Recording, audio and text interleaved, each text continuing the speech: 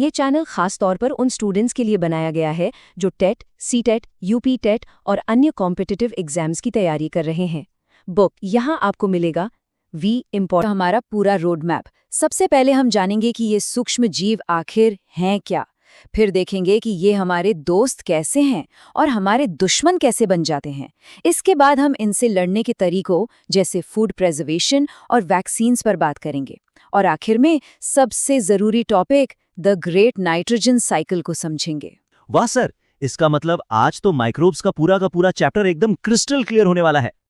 तो चलिए बिना देर किए शुरू करते हैं हमारे पहले भाग से और मिलते हैं इस कहानी के मेन कैरेक्टर्स से, माइक्रो ऑर्गेनिजम्स से।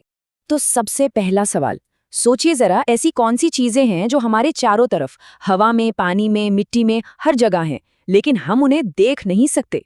सर, ये तो वही हैं, सूक्ष्म जीव, माइक्रोब्स, जिनके बारे में हम पढ़ने वाले हैं। एकदम सही जवाब। इन्हें ही हम कहते हैं सूक्ष्म जीव, या इंग्लिश में कहें तो माइक्रो ऑर्गेनिजम्स। अब ये डेफिनेशन ध्यान से सुनिए क्योंकि ये एग्जाम्स में सीधी पूछी जाती है।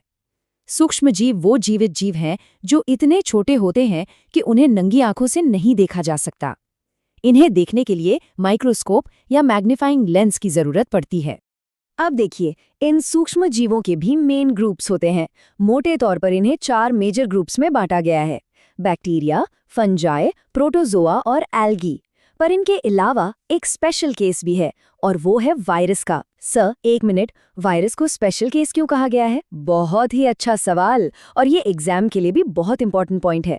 देखिए, वायरस को स्पेशल इसलिए माना जाता है क्योंकि वो बाकी सूक्ष्म जीवों की तरह अपने आप रिप्रोड्यूस नहीं कर सकता। वो तभी जिंदा होता है और अपनी संख्या बढ़ाता है जब वो किसी होस्ट ऑर्गेनिज्म, मतलब किसी जीवित शरीर की कोशिकाओं के अंदर होता है।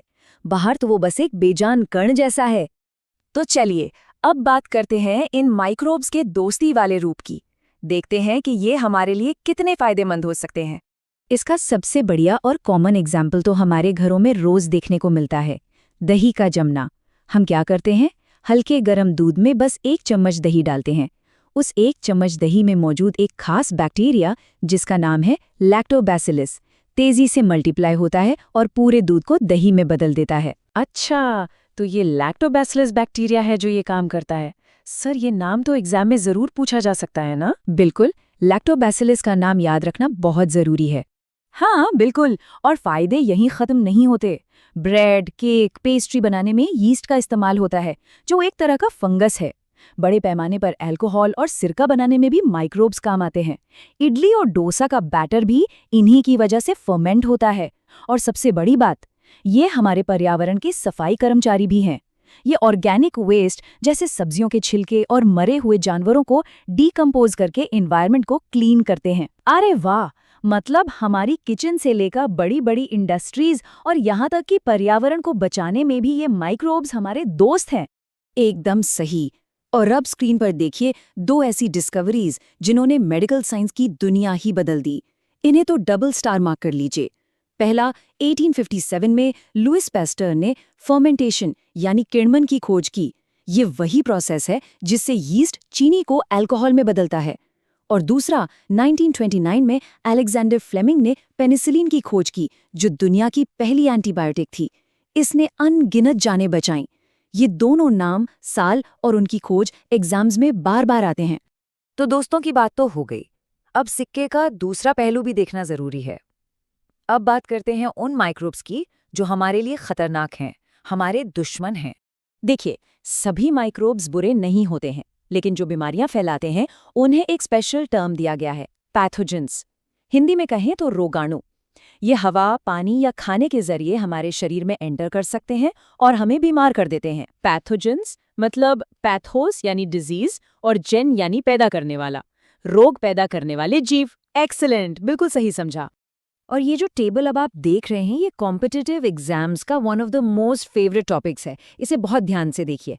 इसमें कुछ आम बीमारियां, उन्हें फैलाने वाले माइक्रोब का टाइप और वो फैलती कैसे हैं ये बताया गया है। जैसे ट्यूबरकुलोसिस यानी टीबी एक बैक्टीरिया से होता है और हवा से फैलता है। वहीं मलेरिया एक प्रोटोजोआ से होता है और मच्छर के काटने से फैलता है। इस टेबल से डायरेक्ट क्वेश्चंस बनते हैं। हाँ सर, ये तो बहुत ही जरूरी है। इससे मैच द फॉलोइंग वाले क्वेश्चंस तो पक्के सॉल्व हो जाएंगे। बिल्कुल। अब एक और इम्पॉर्टेंट कॉन्सेप्ट को क्लियर करते हैं, कम्युनिकेबल और नॉन कम्युनिकेबल डिजीजेस के बीच का अंतर। कम्युनिकेबल डिजीजेस वो होती हैं जो एक बीमार व्यक्ति से एक स्वस्थ व्यक्ति में फैल सकती हैं, जैसे कि सर्दी जुकाम या टीबी। और नॉन कम्युनिकेबल डिजीजेस एक व्यक्ति से दूसरे में नहीं फैलती। ये अक्सर लाइफस्टाइल, जेनेटिक्स या दूसरे फैक्टर्स की वजह से होती हैं, जैसे हार्ट डिजीज या डायबिटीज। तो अब तक हमने दुश्मन को पहचान लिया है, तो अब सवाल ये उठता है कि इस दुश्मन से लड़ा कैसे जाए। चलिए अब हम बात करते हैं उन तरीकों की जो हम इन हार्मफुल माइक्रोब से बचने के लिए अपनाते हैं। सबसे पहली लड़ाई होती है हमारे खाने को बचाने की, जिसे कहते हैं फूड प्रिजर्वेशन।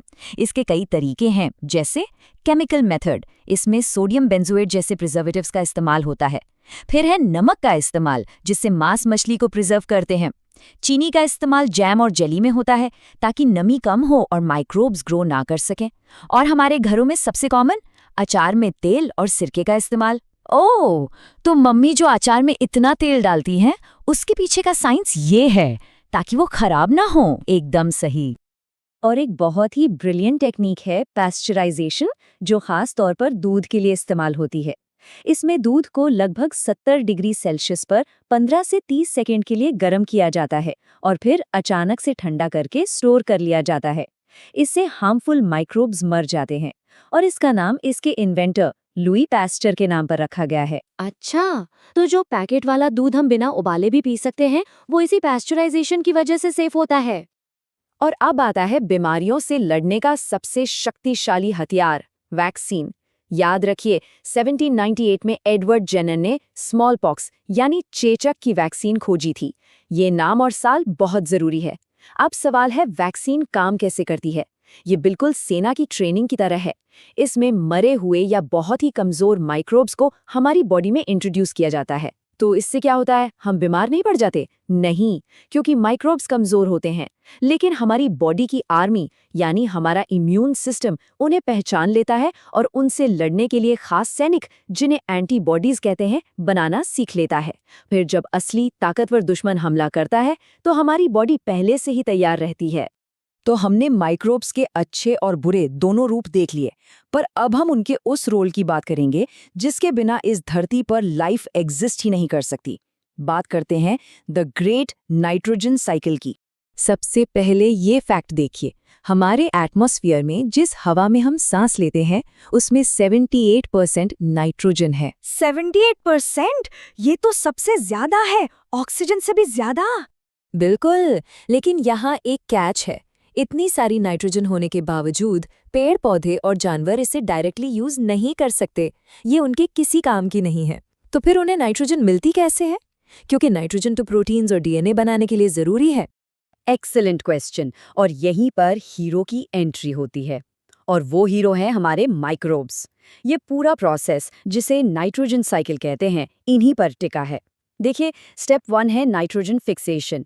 इसमें राइजोबियम जैसे बैक्टीरिया और ब्लू ग्रीन एल्गी हवा की यूजलेस नाइट्रोजन को फिक्स करके मिट्टी में यूजेबल कंपाउंड्स में बदल देते हैं।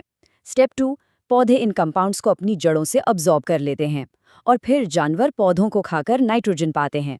और स्टेप 3, जब पेड़ पौधे या जानवर मर जाते हैं, तो दूसरे बैक्टीरिया उनके शरीर से नाइट्रोजन को वापस गैस बनाकर हवा में लौटा देते हैं। वाह, मतलब ये माइक्रोब्स तो नेचर के सबसे इम्पोर्टेंट मिडलमैन हैं। इनके बिना तो लाइफ साइकिल ही रुक जाएगी। बिल्कुल सही कहा, और इसीलिए ये कोड बिल्कुल फिट बैठता है कि माइक्रोब्स इस ग्रह के सबसे जरूरी अदृश्य इंजीनियर हैं, जो लाइफ के लिए जरूरी न्यूट्रिएंट्स को साइकिल करते हैं और जीवन का संतुलन बनाए रखते हैं। तो आज की पूरी चर्चा के बाद एक सवाल मैं आप सबके लिए छोड़कर जा रहा हूँ। ये जो माइक्रोब्स हैं, जो एक तरफ पेनिसिलिन बनाकर हमें बचाते हैं, तो दूसरी तरफ टीबी फैलाकर जान लेते हैं, जो एक तरफ मिट्टी को उपजाऊ बनाते हैं, तो दूसरी तरफ हमारे खाने को खराब कर देते हैं, ये आखिर हैं क्या? इंसानियत के सबसे बड़े दोस्त या सबसे बड़े दुश्मन? ये सच में एक गहरा सवाल है सर।